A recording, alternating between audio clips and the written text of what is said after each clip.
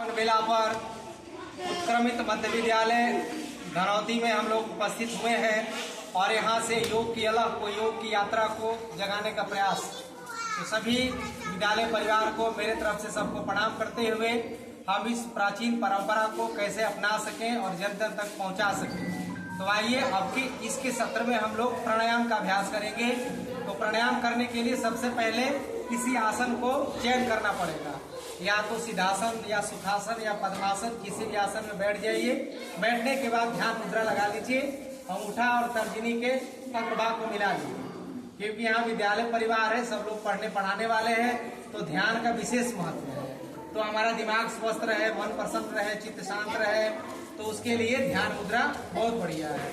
अब दोनों हथेली को आसमान की तरफ खुला छोड़ते हुए दोनों आप घुटना के ऊपर रख लीजिए, पीठ को सीधा कर लीजिए, गर्दन भी सीधी हो। मन में किसी भी प्रकार का नकारात्मक सकारात्मक कोई विचार नहीं लाना है, शून्यता की तरफ आगे हमें बढ़ने का प्रयास करना है। अब यहाँ बैठने के बाद हम लोगों को आंख बंद करना है और गिन करके 5 बार धीरे धीरे सांस भरेंगे और धीरे धीरे सांस छोड़ेंगे। उसके बाद अगले अभ्यास की तरफ बढ़ जाएंगे। सीधे सभी लोग आंख बंद कर लीजिए। बंद आंखों से ध्रुव मध्य पर, यानी दोनों बाहों के बीच में जहां हम टीका या बिंदी लगाते हैं, चंदन लगाते हैं, वहां पर ध्यान ले जाइए। आपको हूबहू वही टीका दिखाई पड़ेगा जब किसी समय आपने किया हो। वहां ध्यान को केंद्रित करके सांस को धीरे धीरे लीजिए और सांस को धीरे धीरे छोड़िए। सांस को लेते समय शुरू में 1 से लेकर 6 की गिनती और सांस को छोड़ते समय 6 से लेकर 1 तक की गिनती गिनिए।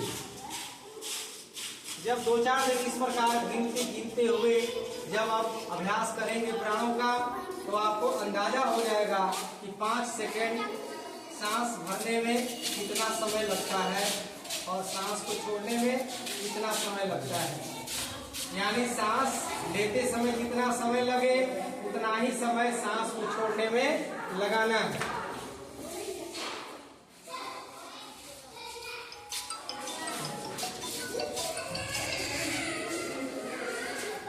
इस क्रिया को ध्यान कहते हैं। ध्यान हालांकि बहुत उच्च कोटि का अभ्यास है। अब धीरे धीरे अपने आंखों को खोल दीजिए। मैं थोड़ा सा ध्यान पर प्रकाश डालते हुए अगले प्राणायाम की तरफ बढ़े हैं। अष्टांग योग में यम, नियम, आसन, प्राणायाम, प्रत्याहार, धारणा, ध्यान और समाधि, यानी 7वें नंबर पर ध्यान का स्थान है। यानी बहुत कुछ करने के बाद, बहुत कुछ अभ्यास करने के बाद ध्यान किया जा सकता है। ऐसे कहने ध्यान कर लीजिए, ध्यान जरूर पार कर लीजिए, लेकिन ये देखिए बहुत बड़ी बात है कि चाहे पढ़ा लिखा परिवार हो चाहे अनपढ़ हो, सबके घर में बचपन से ये शब्द जरूर सुनता हुआ आदमी आया है, ध्यान से पढ़िए, नहीं ध्यान से रोड पार करिए, ध्यान से भोजन करिए। माने हर आदमी ध्यान नाम जानता है। यानी पिछले जन्मों में आदमी ध्यान किए हुए हैं, क्योंकि पहले तो ज्यादा लोग योग प्राणायाम ध्यान किया करता था। वो हमारे जेनेटिकली जीन के माध्यम से ये मस्तिष्क में बड़ा पड़ा है, लेकिन हम कर नहीं पाते हैं। तो ध्यान बहुत एकदम उच्च क्वालिटी का एक तरह का अभ्यास है। तो उसको तक पहुंचने के लिए क्या क्या करना पड़ेगा हमें? यम और नियम। यम के भी 5 भेद हैं, नियम के भी 5 भेद हैं।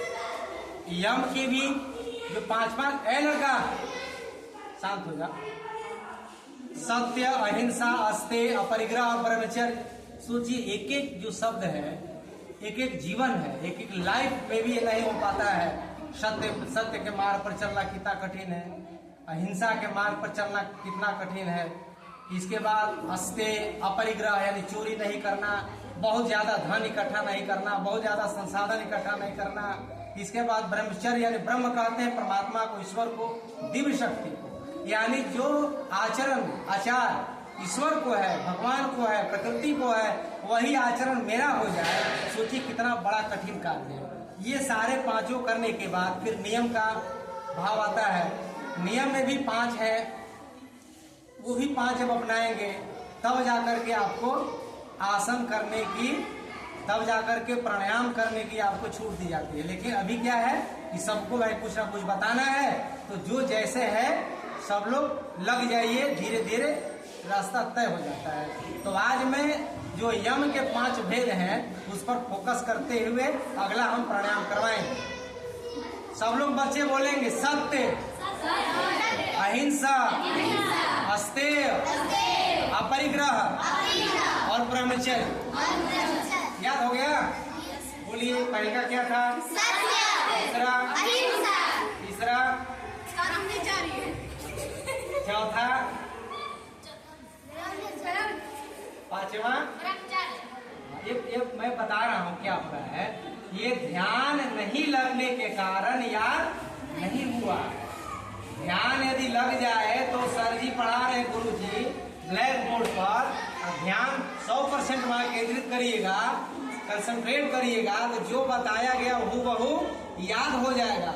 लेकिन हमारा मन इधर उधर रहता है, चेतना इधर उधर रहती है। इसलिए इसका एक बार फिर से बोलेंगे, यम, नियम, आसन, प्राणायाम, प्रत्याहार, धारणा, ध्यान और समाधि। तो यम के 5 भेद हैं, सत्य, अहिंसा, अस्तेय, अपरिग्रह और ब्रह्मचर्य। इसको याद कर लीजिएगा, ठीक है। अब देखिए, एक एक चीज पर अपने जीवन में उतारना है।